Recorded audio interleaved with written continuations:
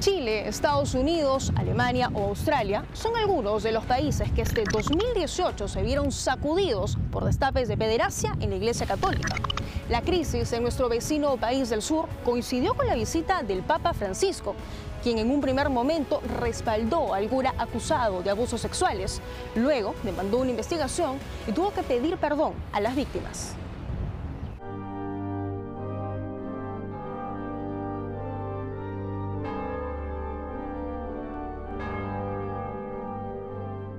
Y aquí no puedo dejar de manifestar el dolor y la vergüenza que siento ante el daño irreparable causado a niños por parte de ministros de la Iglesia.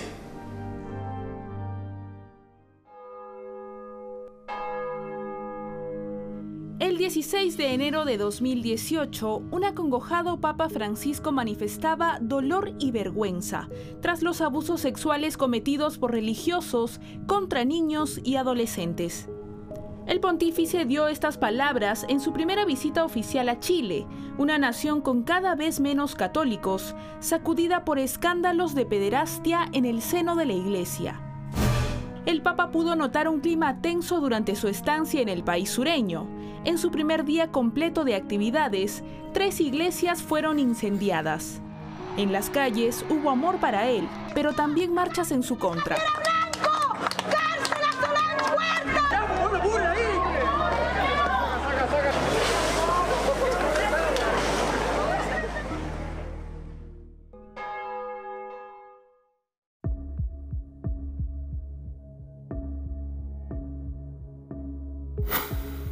Los chilenos no olvidaron que en 2015 el Papa Francisco nombró obispo de la ciudad de Osorno al cura Juan Barros, acusado de encubrir a Fernando Caradima, cura sentenciado por violar durante décadas a jóvenes que él mismo formaba para el sacerdocio. El Papa Francisco defendió al obispo Barros al ser consultado por la prensa. El día que me traigan una prueba contra el obispo Barros, ahí voy a hablar. No hay una sola prueba en contra, todo es calumnia. ¿Claro? Las víctimas de abusos en Chile le reprocharon al Papa que durante su visita no haya escuchado las denuncias de actos pederastas en la iglesia, pese a que al principio manifestó su dolor y vergüenza. Lo que ha hecho el Papa hoy es ofensivo y es doloroso. Y no solo con nosotros, sino contra todos quienes luchan por crear contextos menos abusivos y más éticos, en lugares como la Iglesia Católica. Finalmente el Papa se fue de Chile, pero lejos de quedar cerrado el tema, comenzó un nuevo capítulo. El pontífice envió una comisión especial encabezada por el arzobispo de Malta, Charles Cicluna, para que se reúna con las víctimas, las escuche y pueda elaborar un informe.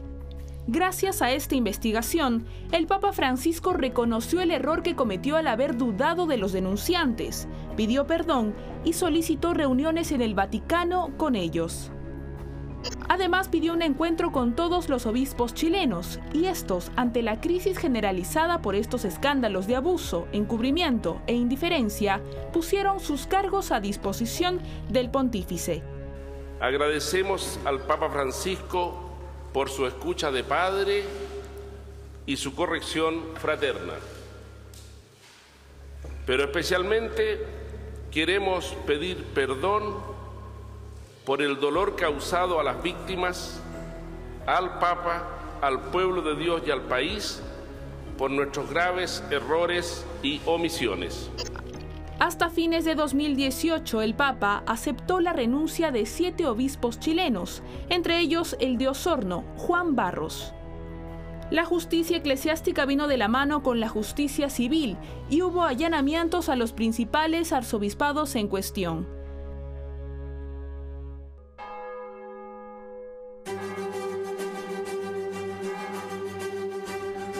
Pero el 2018 dejó aún más horror.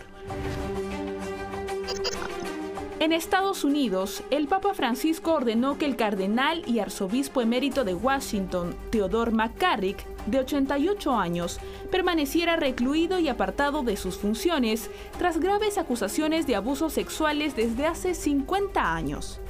Además, hubo investigaciones en varios estados sobre la pedofilia dentro de la iglesia. Uno de los datos más escalofriantes provino de Pensilvania, en el que se halló evidencia de que más de 300 sacerdotes católicos abusaron de más de 1000 menores durante 2 décadas. Los investigadores escucharon a decenas de testigos y revisaron más de 500.000 de documentos. Los funcionarios de la iglesia describieron de manera rutinaria y deliberada el abuso como jugueteo, lucha y contacto inapropiado.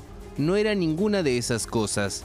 Era abuso sexual infantil, incluida la violación cometida por hombres adultos, sacerdotes, contra niños. El informe señala que muchas de las víctimas eran monaguillos y seminaristas, y que algunos fueron manipulados con alcohol o pornografía. La investigación, considerada la más exhaustiva hasta ahora en la Iglesia Católica estadounidense, generó que otros estados como Virginia, Washington, D.C., Nueva York, Nueva Jersey, Missouri, Nuevo México y Nebraska anunciaran indagaciones similares. En Alemania, en tanto, una investigación de la propia conferencia episcopal de ese país sacó a la luz que más de 3.600 niños, la mayoría de 13 años o menores, fueron abusados sexualmente por miembros del clero a lo largo de las últimas 7 décadas. El estudio encontró que por lo menos 1.670 trabajadores de la iglesia habían estado involucrados. A veces me pregunto qué piensa la gente de mí. ¿Cómo ve mi trabajo como párroco? Pensarán a veces, ¿habrá hecho algo malo?